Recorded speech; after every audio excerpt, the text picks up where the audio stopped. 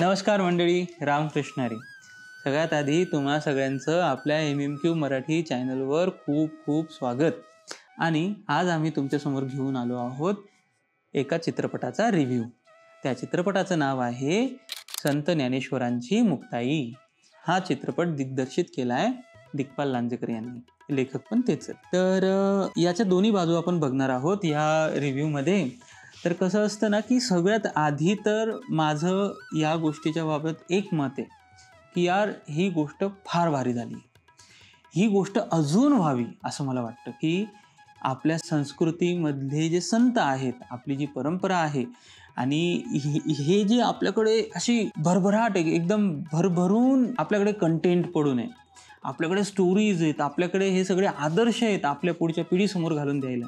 तर यांच्या समोर, या पिढीसमोर, या मुलांसमोर या कथा याव्यात याकरता ह्या लोकांनी जो इनिशिएटिव्ह घेतला आहे हे खरंच वाखाणण्याजोगं आहे, फार भारी.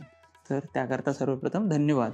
कारण की यानंतर रिव्ह्यू म्हटल्यावर आम्ही पॉझिटिव्ह निगेटिव्ह दोन्ही गोष्टी बोलणार, तर आधी कृतज्ञता व्यक्त करावं म्हटलं. तर आता आपण पॉझिटिव्ह गोष्टींकडे वळूयात की ह्या चित्रपटामध्ये काय काय भारी आहे. तर सर्वप्रथम गुण जातात या विषयाकरता संत ज्ञानेश्वरांची मुक्ताई. दुसरी गोष्ट, तर आवडलं काय यातलं मला, तर ते सांगावं म्हटल्यावर तर संगीत.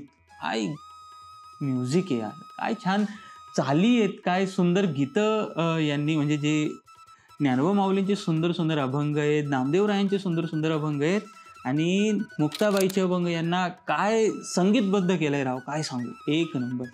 असं ऐकत राहावं असं वाटतं. तुम्ही यूट्यूबवर पण बघूच शकता. तर सगळ्यात जास्त मार्क गुण जातात ते संगीताला, म्युझिकला या चित्रपटाच्या. दुसरी गोष्ट मला यात आवडली आहे ती म्हणजे कलर ग्रेडिंग. यातले जे कलर्स आहेत, सिनेमॅटोग्राफी याची ज्यांनी केली आहे, तर या चित्रपटाची सिनेमॅटोग्राफी ही खरंच खूप सुंदर आहे. त्यातल्या फ्रेम्स फार सुंदर आहेत. माऊली, मुक्ताई यांच्याकडे बघताना, यांचे संवाद असताना जी फ्रेम वापरली, जी आपण पडद्यावर बघतो, हे अगदी सुंदर आहे. त्याकरता पुन्हा एकदा तुम्हा निर्मात्यांना, दिग्दर्शकांना खूप खूप मार्क, म्हणजे 5/4 तरी मला द्यायला आवडेल. जर गुणच द्यायचे तर या सिनेमॅटोग्राफीला मी 5पैकी 4 गुण मात्र नक्की देईल. आता अजून जर याच्यामधल्या चांगल्या ज्या गोष्टी त्या म्हणजे या चित्रपटामध्ये जो काळ दाखवला आहे, जे त्यांनी सेट्स उभे केलेत, अरे यार मस्त, वाह क्या बात आहे. मराठी चित्रपटांमध्ये ही अशी मेहनत घेणे अजून वाढली पाहिजे. एक नंबर. हे आवडलं बरं आपल्याला, की जसं आपण कम्पेअर करत झालं तर बाहुबली चित्रपटात जसं मोठे मोठे सेट्स बघायला मिळतात, डायरेक्ट कम्पॅरिझन नको व्हायला, पण मराठीच्या सद्यस्थितीनुसार जर बघायचं झालं, फार मोठी मेहनत. याकरता पुन्हा एकदा श्रेय हे द्यावंच लागणार आणि मजा येईल बघायला. मस्त, याकरता बघायला जा नक्की. त्या काळात नुसार पैठणचं जे दाखवलंय, धर्मसभा, त्याचं जे वैभव दाखवलंय, मोठेपण दाखवलंय, एक नंबर. अजून एक गोष्ट त्यातली मला छान आवडली ती म्हणजे, आता यातल्या दोन गोष्टी अशा आहेत ज्या थोड्या आवडल्या थोड्या नाही. त्यातली एक म्हणजे त्यातला वापरलेला CGI, की याच्यामधले जे ॲनिमेशन, जे असं त्यांनी जे तयार केलंय, तर भरपूर ठिकाणी यांनी CGIचा चांगला वापर केलाय आणि त्या गोष्टीने जी मजा येते चित्रपटाला, भारी वाटतंय की ज्ञानोबरायांच्या आणि मुक्ताईच्या या चित्रपटाला ही गोष्ट सुरेखरित्या योग्य ठिकाणी जिथं वापरली तिथं फार भारी वाटते. त्यासोबतच दुसरी गोष्ट, 2-3 काही चेहरे असे आहेत किंवा जे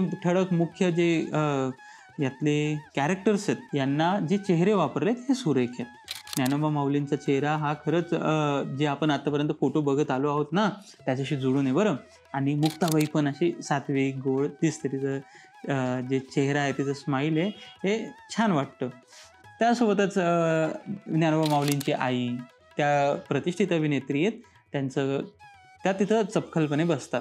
थोडं अजून तरुण राहिलं असतं तर अजून भारी वाटलं असतं. त्यांचे वडील आहेत, त्यांचा सुद्धा अभिनय छान आहे. एक फक्त ह्या लोकांना जर अध्यात्माचा वारसा अजून जास्त राहिला तर कदाचित त्यातले जे बारकावे आहेत, त्या इमोशन्समधले, त्यांच्या भावनेतले, त्या आध्यात्मिक विचारांचे अजून जास्त छानपैकी येऊ शकतात. सो इथपर्यंत जे आता आपण बघितले की चांगले मुद्दे काय आहेत मूवीचे. यानंतर आपण ज्या गोष्टी बोलणार आहोत त्या ज्या गोष्टी आवडल्या नाहीत, ज्या आपण आशा करत आहोत की असे सुंदर सब्जेक्ट घेऊन जे दिग्दर्शक, जे निर्माते ह्या अशा प्रकारच्या विषयांना हात घालून बघतील किंवा स्वतः ही लोक ज्यांनी हा चित्रपट बनवलाय यांना सुद्धा पुढच्या वेळेस ज्या गोष्टी आपल्याला वाटतं की ह्या सुधारणा व्हावेत त्याकरता पुढचा प्रपंच. मात्र पुन्हा एकदा रिक्वेस्ट ही की हा मूवी बघावा, जेणेकरून या लोकांना अधिक पैसे मिळावेत आणि अशा प्रकारचे जोडून या धन उत्तम व्यवहारी चुकीच्या गोष्टींमधनं कमवण्यापेक्षा या गोष्टीतनं भरपूर पैसा कमवू देत, म्हणजे अजून लोक इन्स्पायर होतील आणि अजून एक प्रकारे ही अशी साखळी तयार होता होता भारतामध्ये आणि आपल्या ह्या इतिहासाकरता असे चित्रपट तयार होतील जे 300 आणि गेम ऑफ थ्रोन्स सारख्या मोठ्या मोठ्या ॲनिमेशन आणि त्यातलं जे रियालिटी तसलं जे दाखवलंय त्यांनी तशा प्रकारचा कंटेंट आपल्याकडे तयार व्हावा. याकरता आपल्याला इन्स्पायर या आत्ताच्या निर्मात्यांना किंवा प्रयत्न करणाऱ्यांना नक्की आपण एक प्रेरणा द्यावी असं मला वाटतं. ओके, तर आता निगेटिव्ह पॉईंट जे मला नाही आवडले. खरंच जे मी 2 मुद्दे बोललो शेवटचे, की एक चेहरा, की खरंच मेहनत घेतली तुम्ही असं मी काही वाचलं कुठेतरी की मुक्ताबाईच्या चेहऱ्याकरता भरपूर ऑडिशन्स घेतल्या गेल्या, भरपूर लोकांमधनं मुक्ताबाईला सिलेक्ट केलं गेलं. यार यातली 5% जरी मेहनत तुम्ही बाकीच्या कॅरेक्टर्स करता घेतली असती तरी काय हरकत आहे. फार सुंदर ही लेकरं होती. ज्ञानोबा माऊली, निवृत्तीनाथ महाराज. निवृत्तीनाथ कोण होते यांच्याबद्दल अजून अभ्यास करायला हवा होता की त्यांचं, आणि फार अवघड नाहीये हे आधी करून ठेवलेलं आहे लोकांनी. गोणी दांडेकरांचा मुंगी उडाली आकाशी इतकी छान कादंबरी त्याच्या आहे, ती पण कादंबरीच, पण त्याच्यामध्ये तो सत्वभाव उतरलाय, त्याचं इन्स्पिरेशन घेऊ शकले असते. किंवा आळंदीमध्ये पंढरपुरी जी साधू मंडळी आहेत त्यांच्याकडनं जरी ह्या गोष्टींचा थोडा अभिप्राय घेतला असता तरी अजून एक कॅरेक्टर्समध्ये रियालिटी किंवा जो इतिहास आहे त्याच्याशी हे जास्त संलग्न झाल्यासारखे वाटले असते. नाही आहेत ज्ञानोबा माऊली मुक्ताई यांचा चांगला सात्विक चेहरा सोडता सगळ्यात मूळ मुद्दा त्यांच्या वयाचा आहे. 21व्या वर्षी राव त्यांनी समाधी घेतली. राजा ज्ञानोबा माऊलींचं 21 वर्ष वय. बरं, जो मूळ त्यांचा सेकंड लास्ट तुम्ही जो मेन इव्हेंट घेतला आहे तो म्हणजे ज्ञानेश्वरी लिहिण्याचा, त्यावेळी काय वय होतं ज्ञानोबा माऊलींचं? 16 वर्ष. तर मग मुक्ताईचं काय असेल बरं? ज्यावेळेस धर्मसभेमध्ये आर्ग्युमेंट करत आहेत मुक्ताबाई, त्यावेळेस मुक्ताबाईचं वय काय असेल? जर ज्ञानोबा माऊलींचं त्यानंतर काही दिवसांनी समजा काही वेळानंतर ज्ञानेश्वरी लिहिले त्यावेळेस वय 16 होतं. 14 वर्ष सोपान काका आणि मग 12 वर्ष ती मुक्ताई आपली धाकुली छोटूशी, ती बाई तिथं उभी आहे, ती एवढी मोठी दिसते, कसं बरं हे शोभणार? इतका साधा विचार का बरं करू नये निर्मात्यांनी, दिग्दर्शकांनी? खरंच मनाला दुःख होतं. त्यासोबतच सोपान मला, आणि यांनी सिरीज पण बनवली होती एक, त्याच्यामध्ये सुद्धा काय राजा ते 30-35 वर्षाची लोक, 10-12 वर्षाच्या लोकांचे जे कॅरेक्टर्स आहेत किंवा 15 वर्ष त्यांचा अभिनय करत आहेत. का तुमच्याकडे नाहीये? जर तुम्ही 300 लोकांना शोधू शकता मुक्ताबाईसाठी, 300 लोकांमधनं एक शोधू शकता, तर तुम्हाला आजूबाजूलाच कोणीतरी बालकलाकार मिळून जातील ना. तर नाही पटलेलं ती गोष्ट. खरंच या गोष्टीकरता माफ करा शब्दांकरता, मात्र ह्या गोष्टीकरता हा एक प्रकारचा अपराध आहे जर तुम्ही कॅपॅसिटी असून करत नसाल तर. दुसरी गोष्ट जी आवडली ती आहे CGI, पण त्याचाही अतिउपयोग भरपूर ठिकाणी केला गेला आहे. जर ती गोष्ट नाही छान दिसत आहे, ती गोष्ट तुम्हाला चपखलपणे बसवता नाही येते, आपल्याकडे जे टेक्नॉलॉजी आहे तिचा जर योग्य ठिकाणी योग्य तेवढा मिठासारखा जर वापर केला, मिठासारखा किंवा जेवणामध्ये जसं आपण आंबट लोणचं असतं, पूर्ण जेवणच लोणच्याचं नाही करत ना, त्याचा कुठेतरी वापर करावा योग्य ठिकाणी, तसं हे तिथं दिसून नाही येते. नको तिथं CGI नको ते, आणि बरं ते ॲनिमेशन माहिती आपलं बजेट नाही आहे त्यामुळे ते दिसून येते खराब आहे किंवा ते प्रत्येक ठिकाणी योग्य नाही आहे.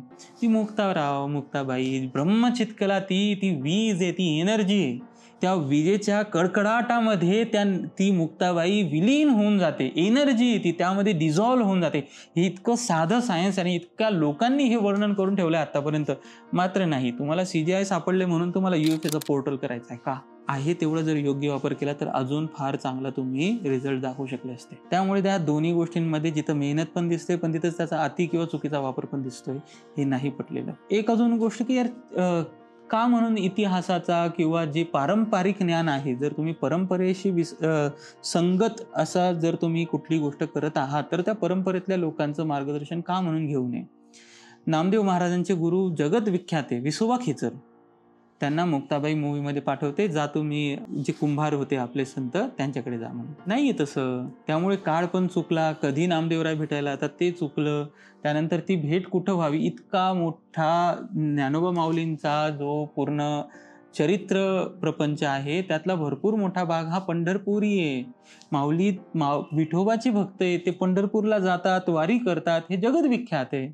एक थोडा संदर्भ तरी द्यावा. त्यानंतर ज्ञानोबा माऊली पंढरपुरामध्ये वाळवंटामध्ये नामदेवरायांसोबत तिथं कीर्तन वगैरे होतं, तो संदर्भ असावा.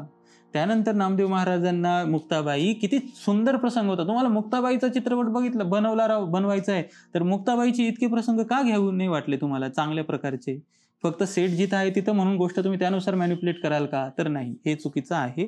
मेहनत या ठिकाणी जर नाही घेतली तर हा अपराध आहे, हे चुकीचं आहे. त्यामुळे गोष्टींमध्ये आपल्या मनानुसार किंवा वाटलं तसं त्या आपल्या कम्फर्टनुसार जर गोष्टी मॅनिप्युलेट केल्या गेल्या ते मला यात नाही आवडलं. तिसरी गोष्ट, याच्यामध्ये पुन्हा सिरीजच बनवायची तुम्हाला, की एक विलन असणार आणि एक हिरो असणार.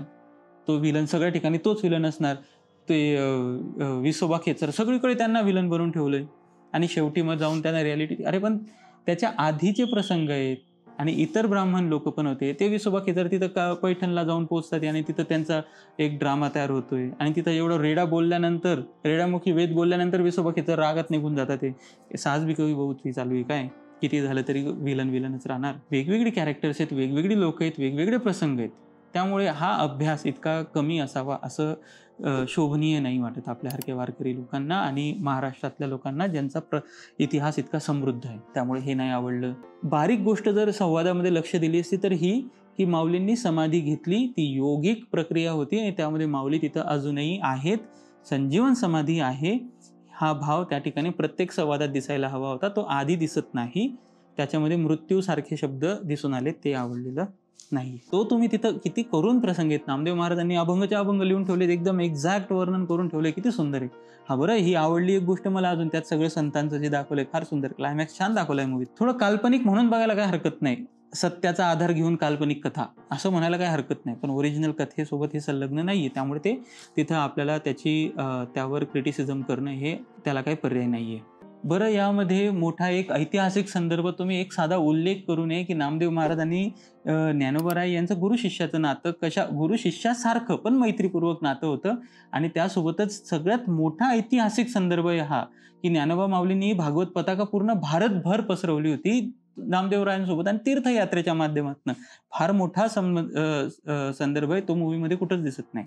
तर असो, अजून काही गोष्टी आहेत, पण चांगल्या गोष्टींच्या तुलनेत तितक्याच वाईट गोष्टीही सांगितल्या जाव्या किंवा निगेटिव्ह पॉईंट सांगितले जावे, म्हणून इथं मला असं वाटतं की मी पूर्णविराम द्यावा. मात्र पुन्हा एकदा जे निर्माते आहेत त्यांना माझी प्रार्थना की खरंच अजून अभ्यास करा आणि तुम्ही प्रयत्न करत आहात तो चांगला आहे. त्याला अजून सत्याची जोड मिळाली आणि इंटेन्शन जेन्युइननेसची जर जोड मिळाली, अजून फार काही चांगलं निर्माण होऊ शकतं आणि जे तुम्हाला जगाच्या पातळीवर विख्यात करू शकतं आणि भरपूर पैसा कमवून देऊ शकतं. आणि श्रोत्यांना जर आपण इतके खराब काल्पनिक मूव्ही ज्यातनं वाईट गुण मिळतात ते बघायला जाऊ शकतो, आपल्या लेकरांना पाठवू शकतो, तर अशा मूव्हींना आपण दाखवायला गेलंच पाहिजे. त्याकरता तुम्हाला पुन्हा एकदा प्रार्थना. तर आम्हीही एक स्वप्न बघितलंय की हे जे आपले नायक आणि जे संत आहेत यांना घेऊन जो आमचा विजन आहे, आमचं जे स्वप्न आहे, ते कधीतरी आम्ही तुमच्यासोबत नक्की आणू. आशा करतो तुम्ही आशीर्वाद द्याल की ही जी खारुताई आता आम्ही आहोत किंवा हनुमंताच्या प्रजातीतले आम्ही छोटे छोटे आता सध्या माकड आहोत, पण मात्र तुमचे आशीर्वाद सोबत असेल तर आम्ही नक्की हनुमंतासारखे आम्ही पराक्रम तुमच्या सोबतीने नक्की करून दाखवू. सो तुमच्यासमोर स्वप्न तर आम्ही शेअर केलंय, बघू कधी पूर्ण होतं. तुमचे अभिप्राय कळवा. बरं, काय वाटला व्हिडिओ, कसं वाटलं हे कळवा. तुम्ही जर मूवी बघून आला असाल तर तुमचा काय दृष्टिकोन आहे तोही कळवा. आणि लाईक करा, शेअर करा, सबस्क्राईब करा. हा प्रवास आमच्याकरता जितका आनंदमय आहे तसा थोडा अवघडही आहे. त्यामुळे तुम्ही जर असं शेअर सबस्क्राईब केलं, कमेंट्स केल्या तर आणि किंवा जॉईनही होऊ शकता, ज्यातनं तुम्ही आम्हाला डायरेक्ट सहभागी होऊ शकता ह्या प्रवासाचा आणि आम्हाला सहायता पण करू शकता. सो हे सगळं काही करायला विसरू नका. भरपूर लोक नुसते बघतात राव, पण कोणी सबस्क्राईब नाही केलेलं. त्या लोकांपैकी काहीतरी 15-20% लोक आहेत जे सबस्क्राईब केलंय पण बघितलंय. तर तुम्ही जर त्यापैकी एक असाल तर कृपा करून आम्हाला सबस्क्राईब करायला विसरू नका. रामकृष्ण हरी.